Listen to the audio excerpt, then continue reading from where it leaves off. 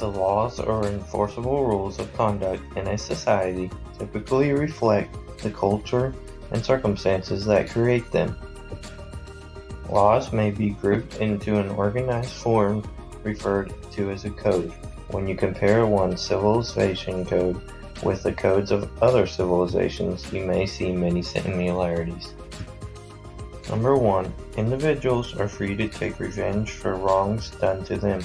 Number 2. A leader acquires enough power to be able to force revenge-minded individuals to accept an award of goods or money instead. Number 3. The leader gives this power to a system of courts. Number 4. The leader or central authority acts to prevent and punish wrongs that provoke individuals to seek revenge. The state and federal legislatures are composed of elected representatives of the people. Acting for their citizens, these legislatures can enact laws called statutes. The pieces of legislature created by a town or city council or by a county board or commission are typically referred to as ordinances. They are only effected within the boundary of local governments that enact them. The judicial branch of government creates case law. Case law usually is made after a trial has ended and one of the parties has appealed the result to a higher court. Administrative law is the body of law that regulates the operation and procedures of government agencies. When the private legal rights of an individual are violated, the matter is governed by civil law. The use of the term civil law within the common law system refers to the group of laws that allows individuals to seek legal remedies for wrongs done to them. When the citizen's right to live in peace is violated, the offense is governed by criminal law. Acting in the name of all the people, the government investigates an alleged wrongdoing. If a crime has been committed and the person responsible can be found, the government will prosecute. On July 4, 1776, delegates from the 13 original American colonies to the Second Continental Congress, meeting in Philadelphia, formally adopted the Declaration of Independence. Thomas Jefferson of Virginia drafted the Declaration in less than a month. The 13 former colonies, each with its own independent form of government, united in 1781 under a charter called the Articles of Confederation. Many people felt a need for a stronger central government than the one the Articles provided. The special convention was called to fix the problems with the Articles of Confederation. It was held in Philadelphia in the summer of 1787. Instead of doing a patchwork repair of the Articles, it created an entirely new governmental framework in the form of the U.S. Constitution. The first 10 amendments to the Constitution, known as the Bill of Rights, were adopted to ensure that U.S. citizens would enjoy the human rights proclaimed in the Declaration of Independence. The 55 delegates who drafted the U.S. Constitution displayed great foresight in devising a unique system of checks and balances. This system created a balance of power among the legislative, judicial, and executive branches of the government. The legislative branch makes the laws. At the federal level, the heart of the legislative branch is the Congress.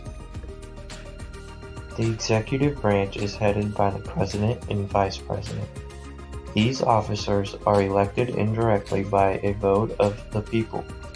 In the electoral process, citizens vote for electors who are pledged to support candidates selected by political parties.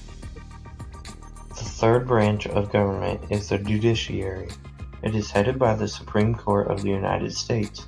Its primary check is the power to decide on the constitutionality of a statute passed by the legislation branch and signed by the President as head of the executive branch. A court can be defined as a governmental form that administers justice under the law. Courts decide disputes between private individuals and try criminal cases. A court may award damages or order other appropriate relief in resolving private disputes and impose punishment in the criminal cases. The court in which a dispute is first heard is called a trial court. The trial court hears the witnesses testify and reviews other evidence firsthand so as to determine the facts of a case.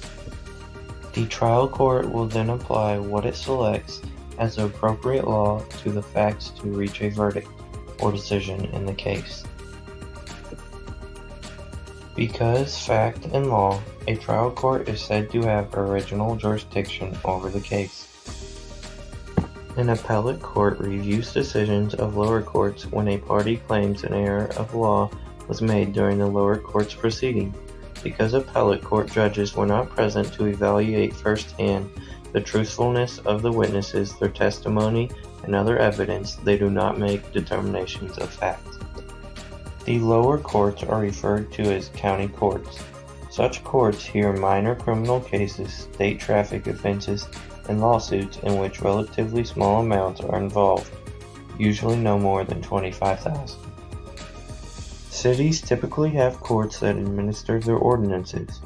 These municipal courts are usually divided into traffic and non-traffic divisions. Minor individual suits would not often be heard if not for the small claims courts. These courts handle disputes in which small amounts, generally $2,500 or less, are involved.